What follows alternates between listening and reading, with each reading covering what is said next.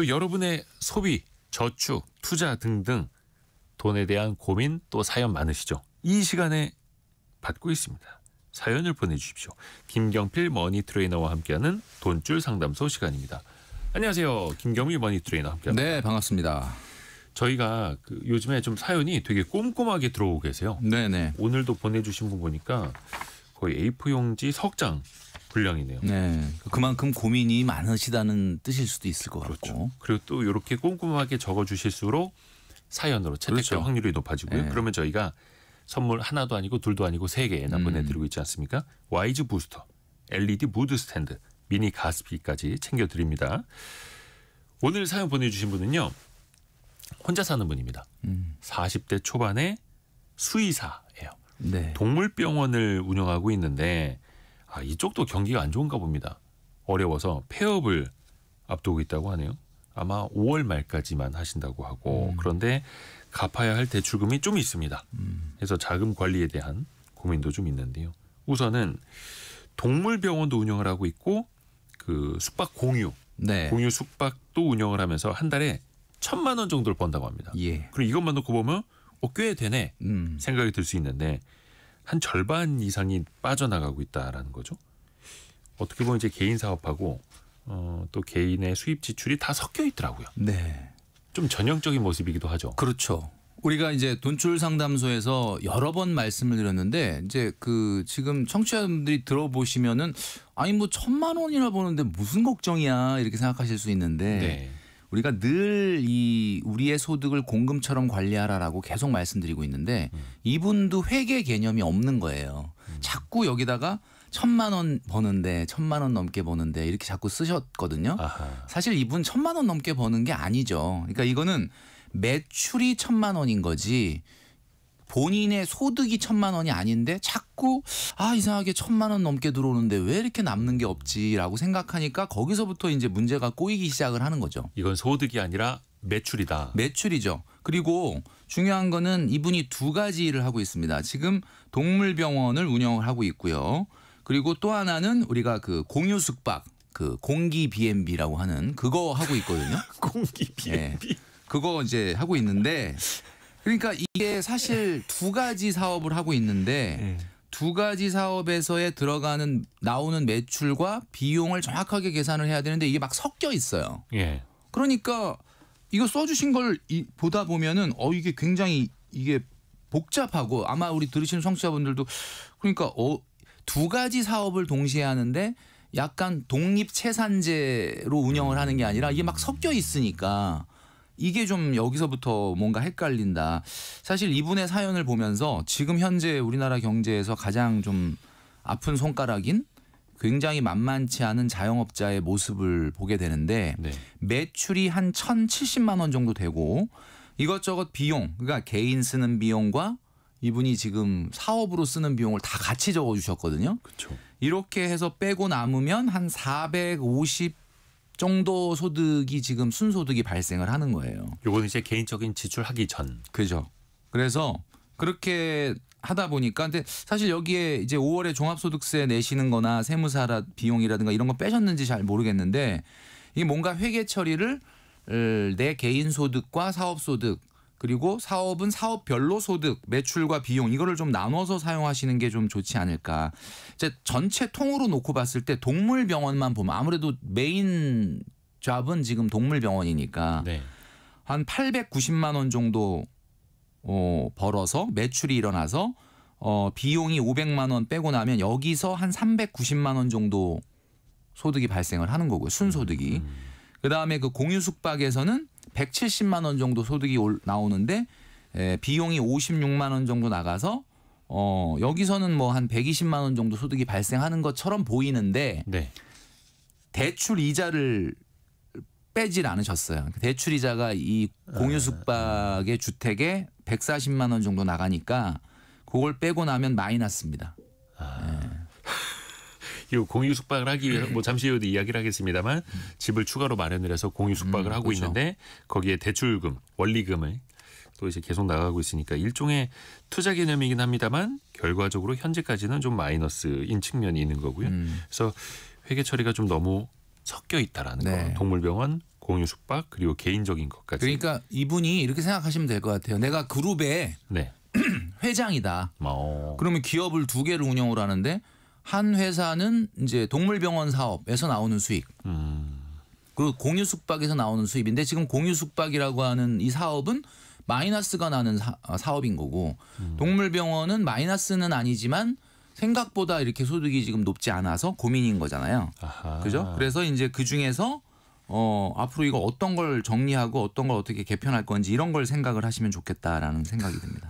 이게 가게 내에서 뭐라 해야 되나 계좌나 회계를 분리해서 쓰셔야 합니다라고 하면 이거 뭐 살림살이 얼마나 된다고 손바닥만한 가게에서 뭘 그렇죠. 어떻게 하란 말이야. 뭐 하는데 구멍가게에서 뭘 하라는 거야 이렇게 얘기하세요. 회장님이라고 생각을 하고 회장님이라고 그룹사를 생각해요. 관리한다고 그룹사를 생각을 한다고 하면 요거 좀 가능해지겠는데. 그렇죠. 당연히 그렇게 하셔야 됩니다. 역시 마인드부터가 중요한 거네요. 좋습니다. 또 이분이 동물병원을 이제 7년 정도 운영을 했다고 합니다. 그런데 역시 경기가 안 좋고 또 신경 쓸 일도 많고 그래서 이달 말까지만 영업을 하신다고 해요. 이후에는 다른 동물병원에 이제 취업을 해서 페이닥터처럼 네네네. 500만 원 정도 월급을 받게 네. 된다고 합니다. 저는 지금 상황에서는 참 잘한 결정이다라는 생각이 들어요. 제가 아까 그룹사의 회장님이 내 기업을 2개 갖고 있는데 하나를 어떻게 정리할 거냐 뭐 개편할 거냐 이런 결정을 하는 마음으로 하시라 그랬는데 지금 워낙 어려운 상황이니까 사실은 어쨌든 결정을 하신 거니까 결과론적으로 잘했다라고 말씀드리고 싶은데 조금 아쉬운 부분은 네. 반려동물 산업이 지금 뭐 사실은 사양 산업은 아니에요. 여러분도 아시겠지만 지금 우리나라가 반려동물을 키우는 가구 수가 552만 가구. 지금 우리나라의 가구 수 대비했을 때 4집 중에 1집이 무조건 반려동물을 키웁니다. 많아요.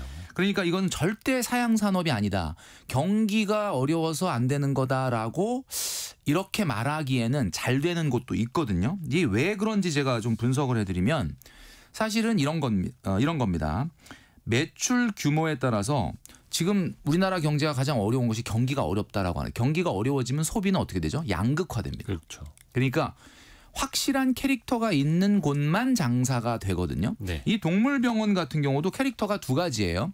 예를 들면 굉장히 종합병원, 수술 전문병원 그래서 막 굉장히 많은 입원실을 보유하고 있는 그런 대형 병원들은 좀 잘 됩니다.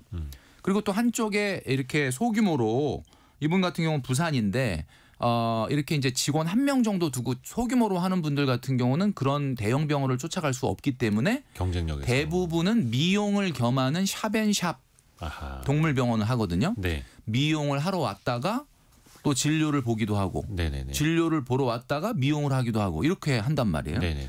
근데 이제 이분 같은 경우 지금 동물병원에서 매출이 890이라는 걸 보면 이게 샵인샵으로 미용을 안 하셨던 것 같아요.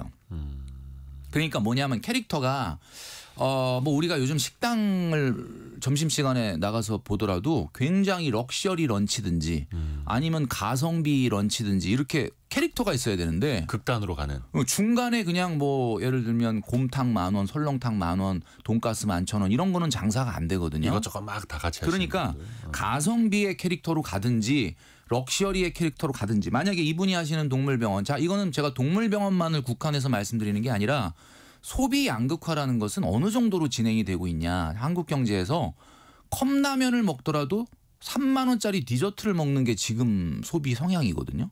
그럼 이 얘기는 무슨 얘기냐면 본인의 어떤 확실한 캐릭터가 없으면 상당히 어렵다는 거예요. 그래서 미용까지 하면서 조금 더 고급스럽게 하든지. 근데 이게 참 어떻게 보면 동물병원도 자영업인데. 그렇죠. 그래서 그 전략이 되게 중요하네요. 네, 그러니까 어쨌든 간에 지금 상황은 요번에 이제 경험을 하셨으니까 봉지기로 조금 안정적인 생활을 하시면서 물론 큰 돈을 벌 수는 없지만 당분간 생활 안정을 기하시고 언젠가는 이분이 다시 동물병원을 하셔야 됩니다.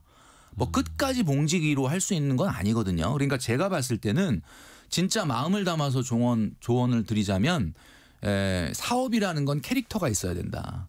그러니까 어정쩡한 어떤 중간에 서 있으면 굉장히 어려워질 수밖에 없다. 그러니까 이번에 좋은 경험을 하셨으니까 지금은 경제적으로 조금 어려워지는 상황이니까 봉지기를 하시면서 페이닥터를 하시면서 조금 돈을 세이브 하셨다가 나중에 한번 기회를 다시 보시면 좋겠다라는 생각이 듭니다. 그 반려동물 관리 산업 자체는 계속 커지고 있고 그렇죠. 시장은 커지고 뭐 시장이 있으니까요. 막 커지고 있다고까지는 아니라 하더라도 지금 사실 이거는 막 사양 산업은 아니거든요. 그렇죠. 예. 7088님이 성공예감과 또 김경필님 그 코너 듣다 보니까 저희 집 가계부 경제 빈곤을 지켜내는 지혜가 생겨서 좋아요. 이렇게 보내주셨네요. 예. 돈줄 상담소가 또 큰 역할 하고 있습니다. 자, 이 사연자 같은 경우에는 동물병원을 폐업을 하면은 그 보증금 3천만 원을 이제 되돌려받게 됩니다. 3천만 원. 그럼 이제 생각이 복잡해집니다. 네. 이걸로 뭐 하지? 근데 대출금이 한 3억 정도가 있는데 미국 S&P 위주로 주식에 투자하고 싶다고 하시네요. 네, 저는 이렇게 봅니다. 이분이 지금 부산에 거주하시는데 네. 부산 수영구에 본인 자가가 8억이 넘는 아파트가 있어요. 여기에는 대출이 없고 본인이 거주하고 계시고 그리고 4억 5천짜리 이건 부산 서구에 주택을 하나 매입을 해서 지금 공유 숙박을 하고 계시는데 여기에 대출이 3억이 있는 거예요. 자, 그러면 이분은 자산이 대출 3억을 빼고 나면 순자산은 거의 어떻습니까? 9억 5천. 네. 어때요? 굉장히 괜찮다. 그러니까 예. 지금은 소득 현금 흐름이 조금 안 좋고 매출에 비해서 수익이 너무 많이 나가서 돈이 너무 안 벌려요라는 고민은 있지만 그래도 40대 초반의 싱글로 거의 자산 10억에 가까운 그런 정도의 자산이 있으시다는 거예요. 잘하신 거죠. 네. 예. 그러면 3천만 원 정도 S&P 500에다가 투자한다? 저는 충분히 가능하다고 봅니다. 왜냐하면 투자가 잘못됐다는 게 아니라 너무 본인의 상황에 비해서 자산에 비해서 소득에 비해서 균형감이 없는 투자가 문제인 거지.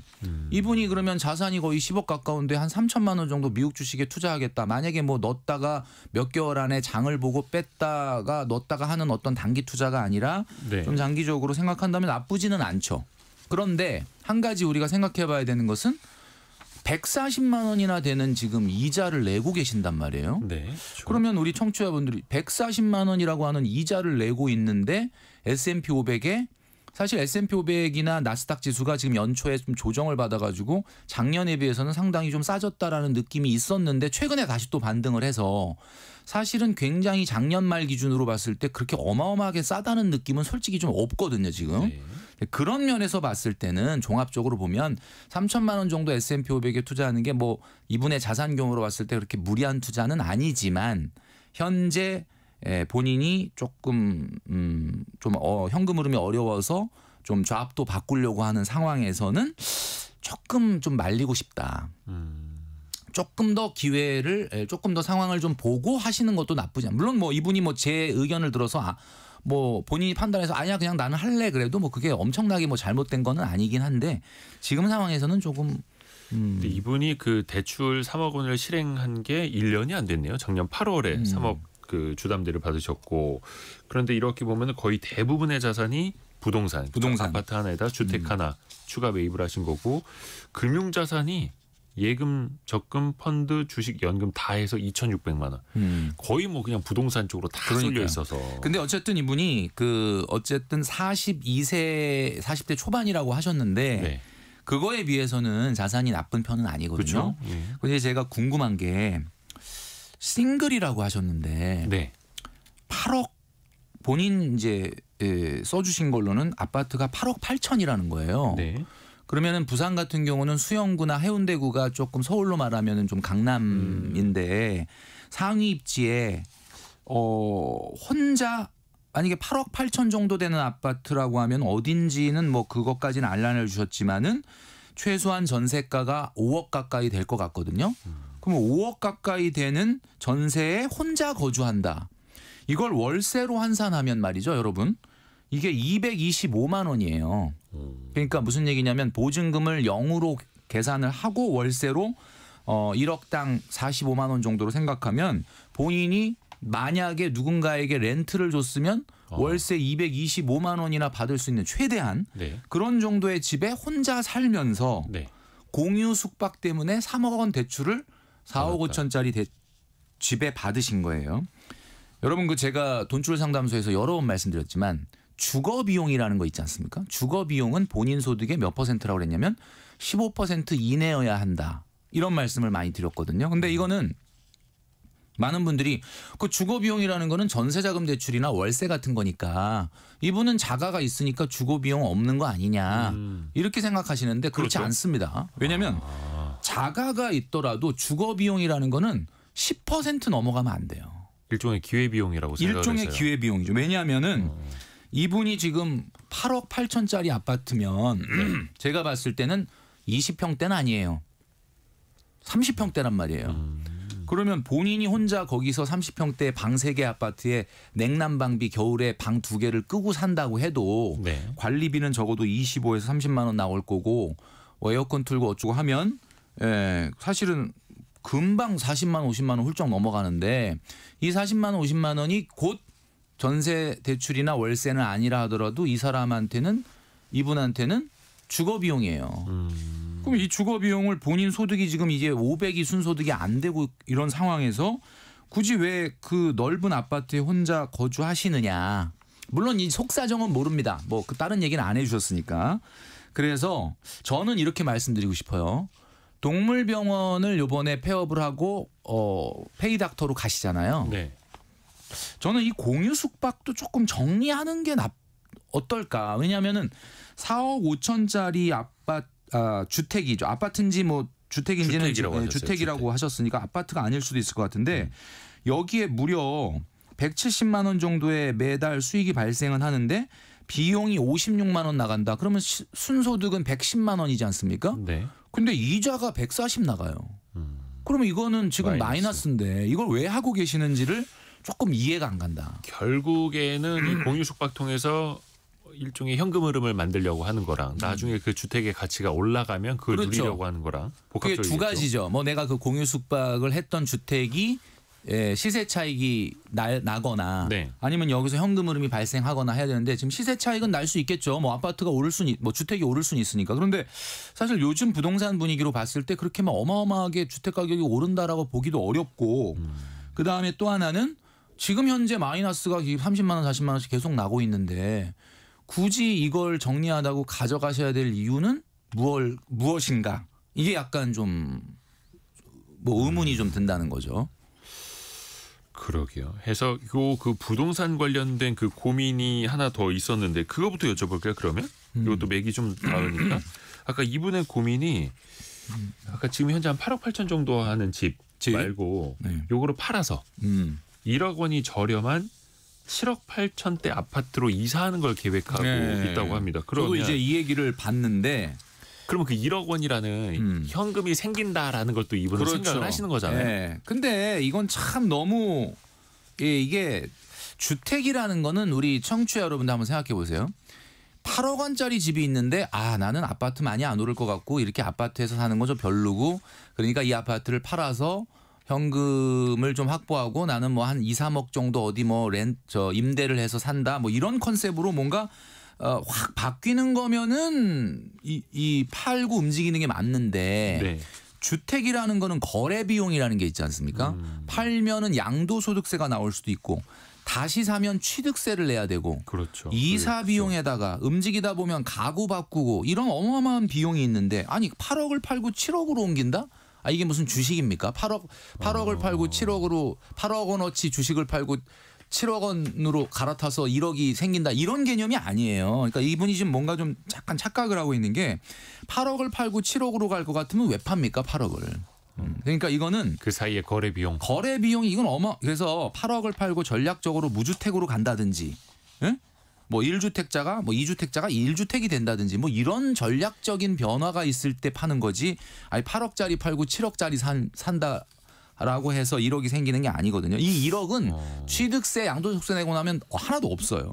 뭐 예를 들어서 이게 좀 좋은 표현은 아닙니다만 뭐 상급지 갈아타기라든지 그렇죠. 아니면 신축으로 간다라든지 그렇죠. 아니면 내가 원하는 주택 형태라든지 하면은 다를 수 있겠습니다만 그러니까 전략적 선택인 경우에만 주택이라는 건 주식처럼 계속 사고 팔고 하면 계속 손해예요. 왜냐하면은 양도소득세나 취득세가 있기 때문에 네네네. 평생 우리가 부동산이라는 건 사고 팔고를 2-3번 이내로 해서 승부를 걸어야 되는 자산이거든요. 그러니까 제가 아예 이분한테 오늘은 좀 솔루션 네. 그러니까 조금 진짜 제가 뭐 이분이 이걸 선택을 꼭 안 하셔도 되는데 제가 네네네. 말씀드리고 싶은 게 한 4가지 정도가 있어요. 첫 번째는 뭐냐. 지금 아파트 수영구의 아파트라고 그러는데 뭐 수영구라는 게 부산 내에서는 나름대로는 좀 그래도 네. 뭐 상위 입지라고 판단이 되니까 수영구 아파트에 월세 전략을 세워라. 아, 오히려 지금 살고 있는 아파트에서 공유 숙박을 하지 말고 이걸 지금 대출이 없거든요, 이분이. 그러니까 왜 도대체 싱글인데 30평대 이렇게 고가 아파트에 거주하고 있느냐. 그러면서 막 이렇게 돈이 안 벌리지 고민하지 말고 이 아파트로 현금 흐름을 창출할 계획을 세우셔라. 당장은 아니지만 이 아파트보다 조금 더 작은 아파트나 입지로 조금 낮은 곳으로 이사를 하시면서 이 차액만큼의 월세를 받으셔라. 이 전략을 세워라가 첫 번째고요. 두 번째는 공유주택은 매각을 하십시오. 4억 5천짜리 주택인데 지금 마이너스 40만 원 50만 원 하고 있는데 이게 사실 공유숙박이라는 게 그냥 돌아가는 게 아니거든요. 또 손품이 가고 그렇죠. 발품이 가고 네네네. 아니 이걸 하면서 지금 그동안에 동물병원을 했다는 거예요. 동물병원 하는 것도 정말 힘든데 그러면서 또 돈은 마이너스가 나. 혼줄 많이 나네. 이거. 그러니까 이거는 안 된다. 그러니까 제가 아까 얘기했죠. 그룹 회장님이셨으면은 이 사업은 진작에 매각을 했었을 거다. M&A 하듯이. 그럼요. 그러니까 마이너스는 나는 사업을 지금 왜 붙잡고 있느냐. 그러니까 이거는 그리고 현금을 확보하십시오. 그리고 1억 5천이라는 현금이 여기서 확보가 되는 거예요. 네. 왜냐하면 4억 5천짜리 주택을 매각을 하면 3억 대출 갚고 1억 5천이 남지 않습니까? 네네네. 자, 세 번째는 향후에 본인이 거주를 오피스텔 정도로 현실 정도로 옮기시면 충분한 현금이 확보가 될 거고 이 현금 확보가 충분해질 때 이 공유 숙박을 다시 하셔라. 네 번째는 봉지기로 옮기시면은 매출이고 비용이고 이런 개념이 없이 그냥 500만 원이 생기죠. 네네. 월급. 그죠? 그러면 최소한 1년에 2천만 원은 모아라. 지금 왜냐하면 지금 한 달에 뭐 130만 원 정도 저축하신다 그랬는데 이 130만 원은 지금 마이너스가 나는 상태에서 130만 원을 저축하시는 거라 사실은 이건 실질적인 130 저축은 아닌데 진짜로 봉지기로 이제 전환하시고 에어비앤비 공유 숙박을 정리하시고 나면 진짜 순소득이 500이 되니까 최소한 150 정도는 저축을 하셔라. 그리고 거기에다가 만약에 실제로 부산 수영구에 있는 아파트로 월세를 준다면 월 한 200만 원씩은 받을 수 있다. 200만 원까지는 어렵겠죠. 왜냐하면 보증금을 뭐 한 1억 정도 해야 되니까 그러면 거기서 최소한 150을 받을 수 있어요. 그러면 이분의 소득은 이제 650, 700 되는 거예요. 이분은 그 공유 숙박 한 채로 현금 흐름을 만드는 그 전략을 택하셨는데 어떻게 보면 김명필 멘토님이 방금 해주신 솔루션은 완전 그 반대예요. 반대죠. 물론 이제 본인이 결정하시는 겁니다. 이거는 이제 참고만 하시면 되겠고요. 근데 뭐 내가 생각할 때 아니다 나는 무조건 이렇게 넓은 이 아파트에서 난 혼자 생활을 해야 된다. 뭐 그러면 할 수 없는 거죠. 뭐 동물병원과의 이제 거리 뭐 이런 것들도 다 생각을 해야 하는 거니까요. 또 그 뒤에 나눌 이야기가 많기는 한데 소비 좀 점검하고 갈게요. 소비. 이분이 그러니까 매출은 1,000만 원이지만 매출 이후에 여러 가지 비용 나가거나 하면 500만 원 정도 남는다고 하는데 여기서부터 이제 여러 가지 비용이 나갑니다. 그렇죠. 근데 이거를 다 또 섞어서 써주신 것들이 많아가지고 변동비만 일단 200만 원 정도 나간다고 했거든요. 고정 지출 합계가 51만 8천 원 정도가 되고 요거 전체적으로 어떻게 보셨는지 좀 하나하나 말씀해 주시겠어요? 우리가 이제 지출을 이야기할 때 자주 쓰는 표현이 고정 지출과 변동 지출이에요. 우리 청취자분들은 아마 돈출 상담소를 들으신 분들은 굉장히 잘 알고 계실 텐데 네. 고정 지출은 정해져 있는 거예요. 뭐 대출이자, 교통비, 통신비, 관리비 이건 거의 변화가 없어요. 근데 사실 이것도 제가 주의 깊게 봐야 된다는 얘기는 했지만 변동 지출이 크냐 고정 지출이 크냐 우리 청취자분들 한 달 나가는 전체 소비 중에 고정 지출이 크냐 변동 지출이 크냐 나는 고정 지출은 얼마 안 되고 이분처럼 변동 지출이 큰데 그러면 그분은 아무래도 매달 소비의 유혹에 빠질 가능성이 많아요. 왜냐하면 고정 지출은 정해져 있는 거고 변동 지출은 왔다 갔다 하는 거 아닙니까? 그렇죠. 근데 이분은 정말 고정 지출은 적어요. 근데 변동 지출이 크다. 그러면 이분은 변동 지출을 내가 잘 컨트롤할 수 있도록 항목마다 예산이 있고 관리를 하느냐. 지금 딱 써주신 걸 보면 없어요. 그런 게. 그러니까 갑자기 어떤 달에는 굉장히 소비가 커지고 어떤 달은 소비가 줄어들고 이렇게 된다. 그러니까 항목별로 보면요. 고정 지출 합계로 한 51만 8천 원 정도 써주셨는데 아파트 관리비 한 24만 원. 통신비 9만 원 정도. 네, 양호합니다. 예, 그리고 전화 영어 그 월회비 13만 원 포함해서 뭔가 월간 지출하는 게 16만 원. 보험도 실비보험 하나 있나 봐요. 17,000원 정도. 뭐 이분 같은 경우 오히려 보험을 좀 더 들어야 될 정도로 또 이번에는 또 적죠. 실손하고 최소한 소득 상실 같은 거에 대비해서 암 진단 같은 경우가 생겼을 때 보험 같은 거 근데 그게 좀 없어요, 필요하다. 이분은. 그런 게 없어요. 그리고 변동 지출 합계가 거의 190만 얼마입니까? 이게 198만 원이구나. 네. 거의 200만 원 됩니다. 네. 뭐 외식도 많이 안 하시고. 근데 식비를 아마 변동 지출로 넣어 주신 것 네. 같은데요.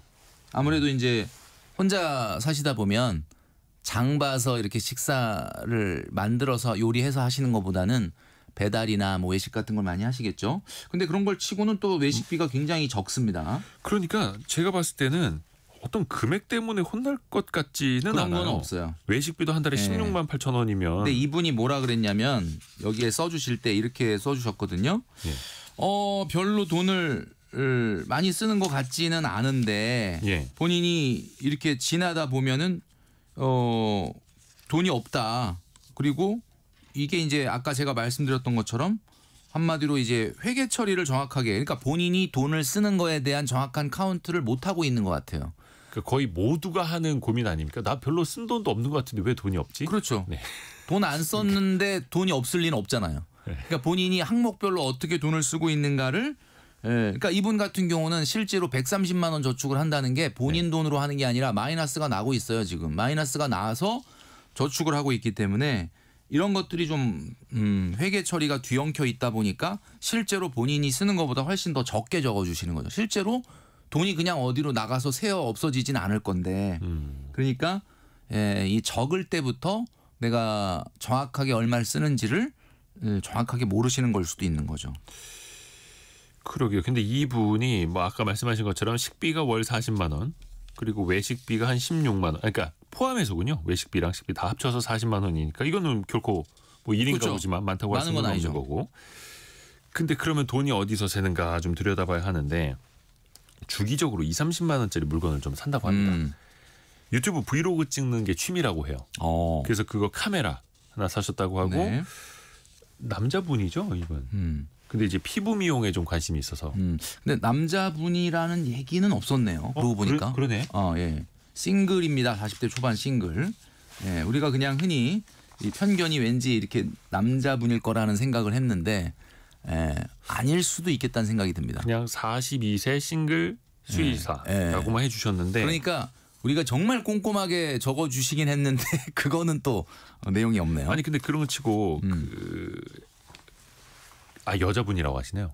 그 미용기기 가정용 피부 미용기기 작은 네네. 거 하나 사셨는데 그렇게 따지면 오히려 지출이 더 많지 않은 거 아닙니까? 그렇죠. 그런 거에 비해서는 지출은 좀 적은 편인데 뭐 사실 마이너스가 조금 나고 있는 것 같다. 그런데 이제 우리가 기타 소비에서 보면은 제가 말씀드렸지만 금액으로는 엄청나게 큰 것 같지가 않은데 소비의 어떤 스타일을 보게 되면 이렇게 생각지도 않았던 물건을 사는데 본인이 돈을 조금 쓰는 스타일이다라는 거거든요. 네. 그럼 이런 거 같은 경우에는 전체적인 소비 금액으로 봤을 땐 크지 않으니까 큰 문제가 없을 것 같지만 우리가 이런 거 있지 않습니까? 월급에 비해서 뭐 해외여행을 많이 가거나 또는 소득에 비해서 막 비싼 물건을 많이 사거나 네. 저 사람 왜 저러는 거지? 이런 생각이 들 때가 있잖아요. 네. 그게 사실 왜 그러는 거냐면 일상이 조금 지금 뭔가 생각만큼 행복하다 이런 생각이 안 들었을 때 그러니까 뭔가 과소비를 자꾸 하게 되고 자꾸 물건들을 많이 사들이는 그런 소비 성향들이 지금 사실은 뭔가 일상이 조금 스트레스가 있다. 뭔가 공허함을 소비로 채우려는 채우는 게 있는 거예요. 그래서 과소비는 말이죠. 모든 소비가 그렇다는 건 아닌데 과소비는 너무 과한 소비라고 하는 것은 상처받은 마음의 증거다 이런 말이 있습니다. 지금 상처받은 마음에 그러니까 연고를 우리 발라야 주변에 이제 하는데. 그런 친구분들 있다 그러면 빨리 위로를 해주세요. 지금 뭔가 상처받은 마음이 있다는 건데, 그러니까 이분도 뭐 금액으로 과소비는 아닌데 본인이 이제 이걸 문제점을 알아서 가끔 이렇게 이런 소비들을 좀 한다라고 말씀드렸는데 제가 말씀드렸잖아요. 여러분들이 쓰고 있는 소비 중에 필수재화의 비율과 사치재화의 비율이 몇 % 되느냐. 여기서 말하는 사치재 비율은 사치재라는 건 뭐죠? 뭐 명품 가방만 사치재는 아니고 없어도 되는 물건이지만 난 갖고 싶어서 샀다 이런 것들. 갖고 싶어서 예, 사는 이게 것들. 이제 사치재화인데 사치재와 필수재화의 비율은 뭐 소득이나 자산이나 이런 거에 따라 달라지겠지만 나이대랑 관련이 있어요. 40대면 40%, 50대면 50% 정도 이내여야 적당하다. 내가 100만 원을 한 달에 소비를 하는데 그중에 사치재가 한 70%다. 없어도 되는 거였는데 갖고 싶어서 산 게 70%다. 이러면 이건 문제가 되는 거죠. 아하. 그러니까 일반적으로 어떻게 보면 이제 사치재의 비중이 낮을수록 건전한 소비라고 볼 수도 있을 텐데. 그렇죠. 근데 뭐 사치재를 전혀 쓰지 않을 수는 없지만 내가 20, 30대인데 내 소비의 70%가 사치재다 그러면 안 되는 거잖아요. 나이 먹을수록 사치재의 비중은 높아질 수밖에 없는 거고 젊었을 땐 거꾸로 그럼 이분 40대니까 그냥 제가 말씀드린 기준으로 보면 그냥 한 전체 소비의 한 40% 정도 이내의 사치재, 필수재가 한 60% 정도 되면 좋겠다라는 건데 이렇게 자꾸 적은 소비에서 가끔 이런 물건들을 사다 보면 사실 사치재와의 소비 비중이 50% 훌쩍 넘어가게 되는 거죠. 그러니까 뭐 카메라를 산다거나 미용기기를 산다거나 이게 어떻게 보면은 생각지 못한 큰 지출이 나가는 건데 나름의 방어 논리도 있습니다. 몇 달을 고민했습니다라는 거예요. 충동 구매는 아니라는 겁니다. 아 예. 이거는 너무 합리화하는 이건 뭐 좋은 거죠. 필요해서 산 제가 늘 거일 말씀드리지 있으니까. 않습니까? 장바구니에 담아놔라.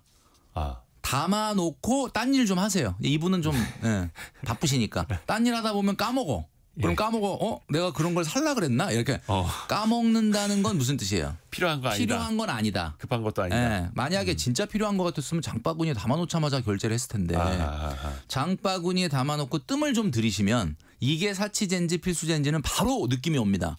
필수재는 뜸 들일 시간이 없어. 필요하기 때문에. 그죠. 다음날 새벽에 예, 와야죠. 치약 빨리 사야 돼. 지금 샴푸 없는데 어떡하냐. 이게 되는데 사치재는 장바구니에 담아놓으면은 네. 이게 뜸 들여도 근데 요즘은 또 희한하게 또 장바구니에 담아놓으면은 또 알림이 와요. 쿠폰이 와. 빨리 사라고. 대단합니다. 업체들이 네. 그거 사라고. 쿠폰 줄 테니까 사라고. 빨리 왜 안 사냐? 장바구니에 담아놓고 왜 뜸 들이냐? 고민하고 있는 거 아는 거죠. 그때 우리는 답장을 해야 됩니다. 마음속으로. 그렇죠. 김경필 멘토한테 배운 삼심제도를 지금 거치고 있습니다. 결제 삼심제도를 하든지 아니면 뜸을 푹 들이든지 해야 되는데 뜸을 들이고 장바구니에 담아놨는데 뭔가 쿠폰이 온다는 것 자체가 무슨 뜻이냐? 그러니까 이제는 무조건 쿠폰 올 때까지 장바구니에 담아놓는 게 낫겠네요. 그죠? 그냥 사면 손해다. 역이용. 역으로 이용을 해야 어디 됩니다. 한번 쿠폰을 보내봐라. 네. 네. 우리 한번 얘기한 적 있지 않습니까? 네네. 뭐 그 OTT 같은 것도 한번 해지하겠다 딱 이래버리면 그때 50% 할인해요. 그때 50% 할인 주지 않습니까? 그러니까 세게 나가야겠네요. 세게 나갈 필요가 있다. 네. 일단은 생각할 시간을 가져라라는 거고요. 그러면 이제 쿠폰이라는 좋은 일이 생길 수도 있는 거고. 이분은 뭐 솔직히 소비에 대해서는 특별히 말씀드릴 게 없어요. 굉장히 좀 그쵸, 뭐 아끼는 과소비하는 게 아니에요. 분인데 문제는 전략적인 선택. 뭐 폐업을 할 거냐, 봉지기로 갈 거냐, 이걸 공유 숙박으로 할 거냐, 내가 내 집을 뭐 할 거냐 이런 어떤 근본적인 문제에서의 약간 구조 조정이 좀 필요하다. 근데 일단 봉지기로 가시기로 한 거는 일단은 잘했다라고 말씀드리고 싶고 이제 주택과 본인 소유의 아파트에 대한 전략을 조금 바꿔주시는 것이 근본적인 솔루션이 아니겠느냐. 근데 이분이 소비가 참 많지 않다라고 생각을 했었는데 기타 소비 명목으로 70만 원을 그냥 묶어서 글을 써주셨더라고요. 그러니까요. 그러니까 이분이 뭐냐면 여기 근데 미용도 있고 의류도 있고 생필품도 있어요. 네. 70만 원 안에. 그러니까 이분이 그랬잖아요. 나 돈 많이 안 쓰는 것 같은데 네. 돈이 1억 원이 있었는데 그게 이렇게 스물스물 없어져 갖고 막 9천 되고 8천 되더라. 네. 그 돈 쓴 거예요. 그러니까 결국은 증발된 게 아니라. 그건 증발되는 게 아니거든요. 예. 그러니까 뭔가 이 돈을 정확하게 회계 처리를 할 수 있는 부분에 대한 것을 먼저 신경을 쓰셔야 된다. 그래야 어디서 문제가 되는지를 잡아낼 수 있는 겁니다. 7811님이 그 돈줄 상담소 많이 안 들으셨네요. 삼심제도가 뭐냐고. 결제 삼심제도 이거는 뭐 짧게, 정말 계속 얘기해도 됩니다. 네. 결제 삼심제도는 장바구니에 담아 놓으시고 3번을 심사하고 결제 버튼을 누르는 거예요. 첫 번째 심사는 뭐죠? 진짜 필요한 거냐 이걸 본인한테 물어보라는 거예요. 두 번째는 예산이 있느냐. 자 여기까지 통과되면 이제 이거 거의 결제될 수 있는 건데 마지막 대법원 심사가 남아 있습니다. 네. 대법원 판결 마지막 대체제는 없는가? 대체제 싼 거. 요거를 딱 봐서 다 통과가 되면 결제 버튼을 누르셔도 굉장히 좋은 소비가 된다라는 거죠. 이분의 최종 목표는요. 앞으로 13년 뒤에 즉 55세에 조금 빨리 은퇴하고 시골에서 사는 거라고 하시는데요. 물론 이제 되게 좋은 꿈이기는 합니다만 현실성은 어떻게 보세요? 지금 현재 상황에서는 뭐 현실성이 없어 보일 수도 있지만 나쁘지 않은 목표라고 봐요. 이분이 55세에 앞으로 13년 후에 어떻게 보면은 도시를 떠나서 시골에 가서 네. 좀 자연과 더불어 생활하고 싶다. 저는 충분히 가능하다고 보고 거기서 소나 돼지를 좀 봐주시면 어떨까. 그러니까 왕진 다니는 수의사. 그러니까 이제 뭐 슬로우 워킹이라 그러죠. 뭐 굉장히 막 풀타임으로 일하는 게 아니라 지금 이제 그 수영구에 있는 아파트에서 월세 받으시고 돈 좀 모으신 다음에 뭐 그죠? 그거 가지고 좀 사용하시고 그리고 시골에서는 뭐 주거 비용이 극히 적게 들 테니까 그리고 이제 그동안에 강아지와 고양이를 열심히 보셨다면 시골 가서 소와 돼지를 좀 봐주신다라고 한다면은 뭐 저는 굉장히 좋은 계획일 것 같다라는 생각은 듭니다. 그런데 이제 그러려면은 이제 대출을 다 상환하고 그리고 나서 조금 더 지금보다는 현금 흐름을 창출할 정도의 자산을 만드시고 아파트 같은 대도시의 주택 같은 경우는 공실의 위험이 좀 적으니까 그런 곳에서 월세를 받으시고 나중에 65세 이후에 국민연금도 받으시고 뭐 이러시면 뭐 저는 상당히 좋은 계획이다라는 생각이 듭니다. 또 수의사라는 직업이 나이 들어서도 계속 하실 수 있는 그럼요. 직업이니까 좋은 직업 갖고 계시고 다만 아까 그 부동산 관련해서 조언을 해드렸던 거는 이제 본인이 또 심사숙고하셔서 결정을 하시면 더 좋겠다라는 거. 그리고 앞에서 이게 안타깝게도 동물병원 이제 접게 되셨습니다만 앞으로 또 다른 일을 하시더라도 조금 뭐라 해야 될까 이제 계좌 상황 회계를 또 분리해서 관리하는 그 습관도 또 들이셨으면 하는 바람. 오늘 돈줄 상담소 함께했고요. 이정옥님이 결제 3심제도 좋은 제도네요. 이렇게 보내주셨고요. 자꾸 들어야 됩니다. 그렇죠. 반복해서 들어야 되는 거. 김미선님이 김경필 멘토님의 말씀을 정말 삶의 약이 되고 살이 되는 말씀입니다. 예, 아이들에게 얘기해 주려고 귀 쫑긋하고 듣고 있어요. 보내주셨네요. 또 배웠으면 또 써먹어야죠. 김경필 머니 트레이너였습니다. 고맙습니다. 감사합니다. 라디오